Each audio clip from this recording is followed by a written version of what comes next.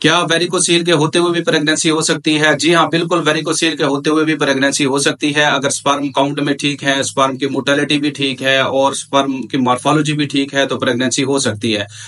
Varicocele हर किसी के ऊपर इफेक्ट नहीं करती फर्टिलिटी के ऊपर, बहुत कम लोगों के ऊपर जो है फर्टिलिटी के ऊपर इफेक्ट करती है। लेकिन अगर स्पर्म कम है, काउंट में कम है, मॉर्फोलॉजी कम है, स्पर्म की मोटेलिटी कम है और वेरिकोसील भी है, तो आप सफूफ मुगल्लिज और मजून मुगल्लिज के इस्तेमाल से अपने स्पर्म की मोटेलिटी को भी बढ़ा सकते हैं, स्पर्म काउंट को भी बढ़ा सकते हैं और मॉर्फोलॉजी भी ठीक कर सकते हैं। वेरिकोसील के होते हुए भी स्पर्म की मोटेलिटी ठीक हो जाती है और स्पर्म की मॉर्फोलॉजी भी ठीक हो जाती है, स्पर्म की ग्रोथ भी होती है। ये क्या काम करता है? ये टेस्टोस्टेरोन लेवल को बूस्ट अप करता है जो रिस्पॉन्सिबल होता है for the production of sperm.